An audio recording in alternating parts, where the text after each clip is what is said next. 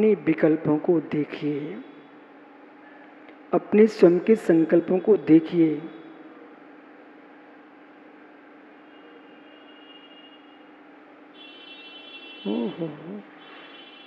भुक्तृत्व भाव, तो जैसे भुक्तृत्व नहीं कह रहा है हिताहित अन्न, हितकारी अन्न, अहितकारी अन्न,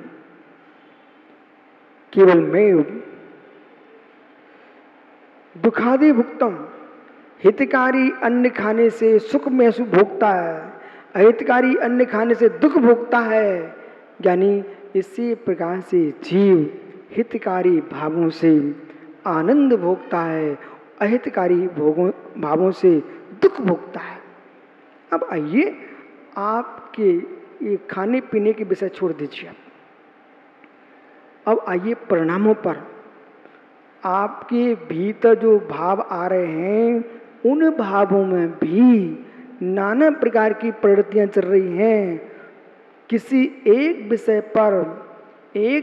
पर तुम क्या विचार कर सकते हो? एक विषय पर क्या विचार कर सकते हो? एक विषय पर क्या विचार कर सकते हो? यहीं पर उदाहरण ले लीजिए। पेन एक है, ठीक, इसकी प्राप्ति के 4 लोगों के परिणाम हैं, जबकि चारों को मालूम है ये एक आदमी के हाथ में ही जाएगा।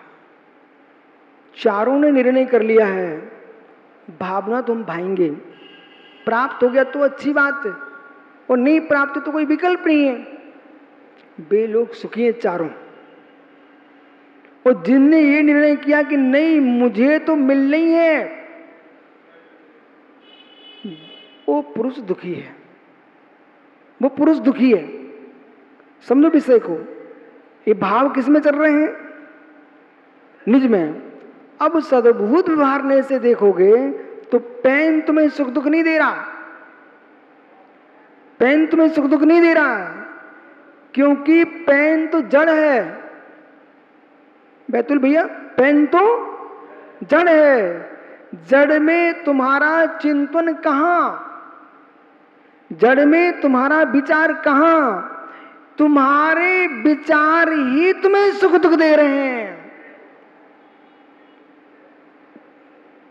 जो तुम्हारे अंतरंग में उत्पन्न हो रहे हैं वो पेन उत्पन्न नहीं हो रहा है, विचार हो रहे हैं। वो विचार किस में हो रहे हैं? आपकी आत्मा में। इसलिए तुम्हारे सुख दुख का देने वाला तेरा आत्म परिणाम है, न कि ये पेन है।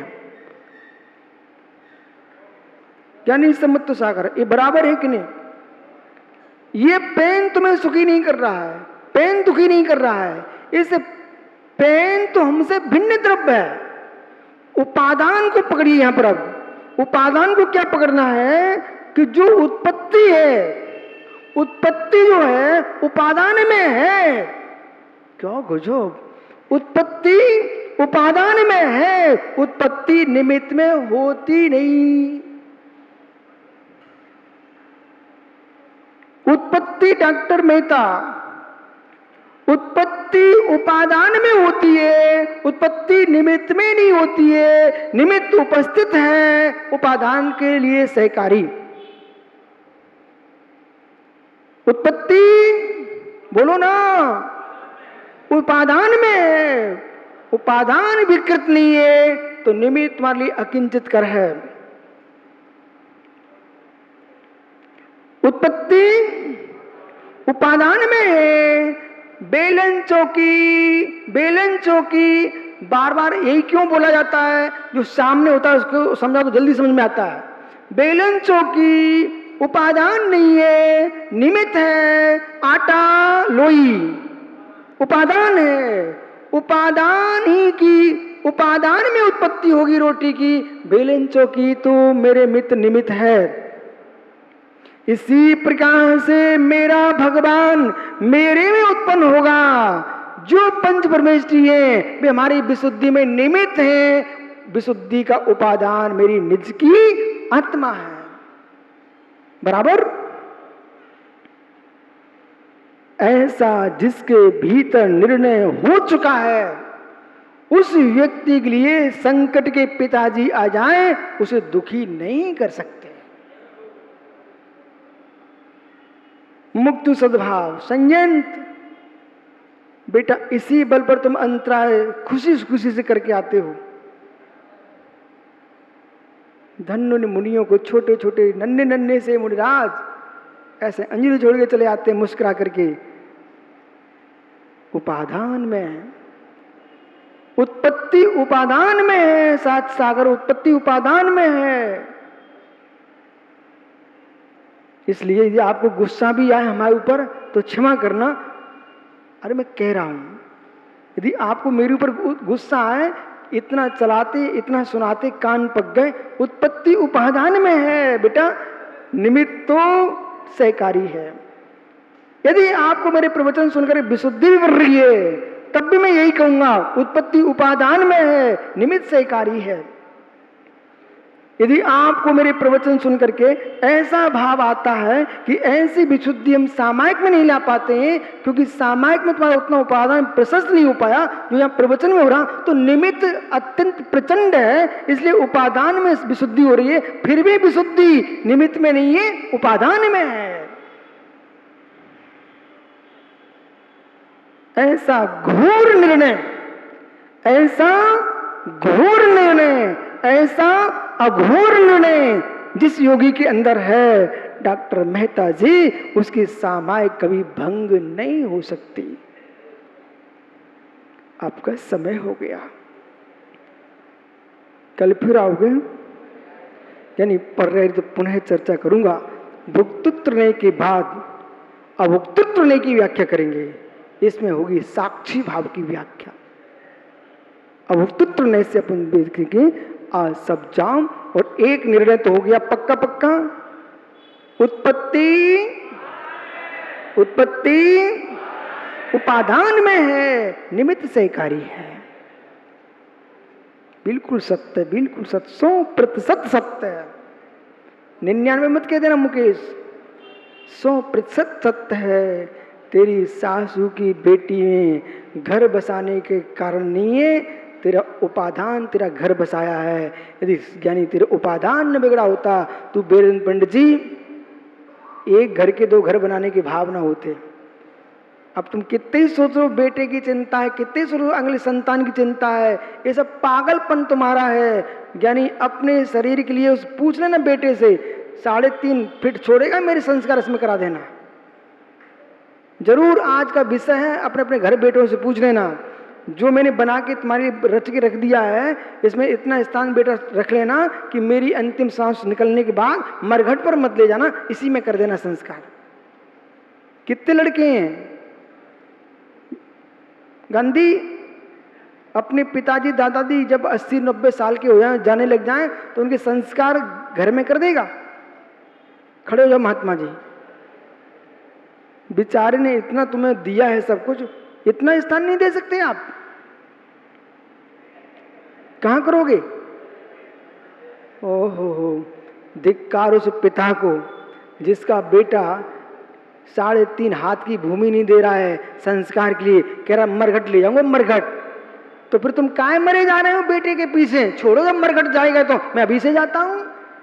बीरेन बोल देना बेटे से, बोले तेरे पीछे मैं इतना पुरसा कर रहा हूं, भाई बंधुओं से झगड़ रहा हूं कि भाई मकान मेरा, दुकान मेरी, संपत्ति मेरी, और मित्र कुछ तेरा है नहीं है, जलने को स्थान तो मिलने वाला नहीं है, वो मरघट में जलाया जाएगा। हम इसके पीछे पड़े, इसलिए अपन ने पहले निर्णय कर लिया था, जब मिलने ही नहीं है तो छोड़ के पहले जाओ, टेंशन फ्री।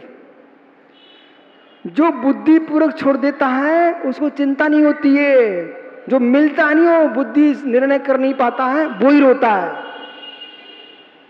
तब तक रोना है, तब तक रोना है, तब तक रोना जब तक निर्णय नहीं है, और जिसका निर्णय हो जाता है उसका रोना समाप्त हो जाता है। जाओ बेटा, कल फिर आओगे, सोच लेना, 3.5 हाथ दे देना। आत्मा स्वभावम परिभाव भिन्न, आत्मा स्वभावम, आत्मा का स्वभाव प्रभाव अत्यंत भिन्न। महावीर स्वामी की बंधु आचार्य प्रवर भगवत कुंद कुंद स्वामी ग्रंथराज प्रवचन सारथी में ध्रुव ज्ञानानंद स्वामी भगवान आत्मा के सही स्वरूप का व्याख्यान कर रहे हैं।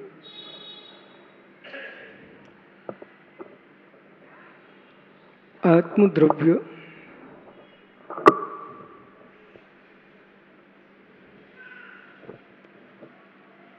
युगपत एक साथ एक काल में अनंत धर्मों से युक्त है। आत्मद्रव्य युगपत एक काल में अनंत धर्मों से युक्त है। पुनः समझना, आत्मद्रव्य युगपत एक साथ एक काल में अनंत धर्मों से युक्त है। एक समय में अनंत धर्मों से युक्त होने पर भी अनंत धर्म एकत्वभूत नहीं है। एकत्वभूत नहीं है। अधिकरण एक है पर आधे एक नहीं है। आधार एक है, आधे भिन्न भिन्न है। भिन्न भिन्न आधे के नियोग से ही नाना धर्मों में भिन्नत्व है।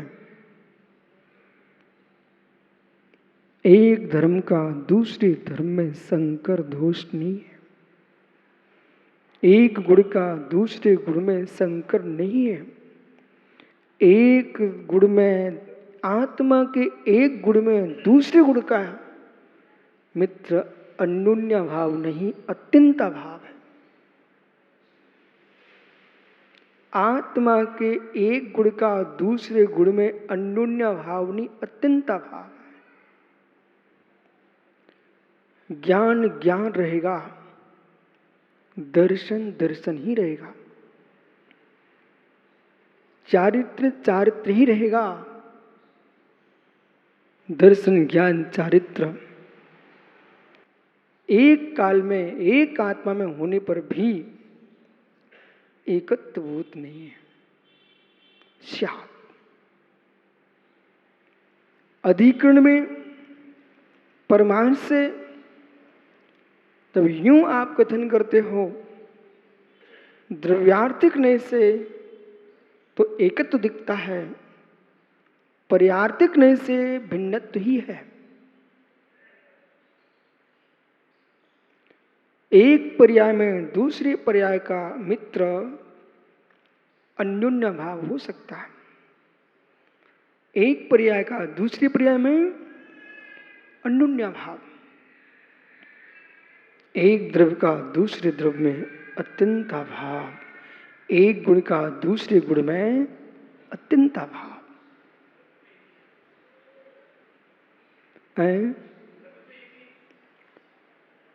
एक द्रव्य में दूसरे द्रव्य का अत्यंत भाव, एक गुण में दूसरे गुण का भी अत्यंत भाव। क्या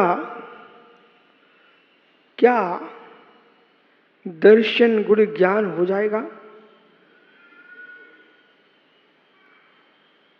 क्या मित्र जाति जो है वो कुल कोटि हो जाएगी? क्या हे मित्र मार्गण जो है गुणस्थान हो जाएगा?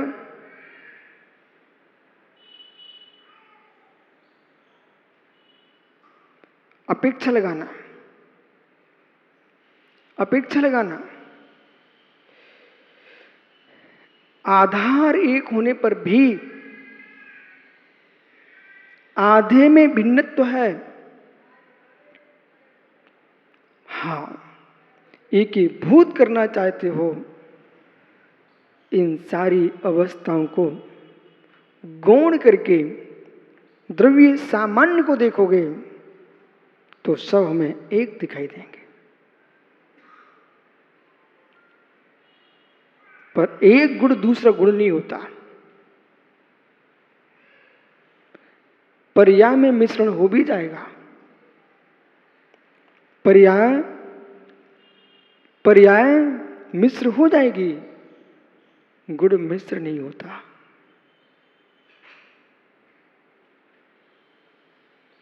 ज्ञान दर्शन गुण है आत्मा का, और दोनों गुण भिन्न भिन्न हैं।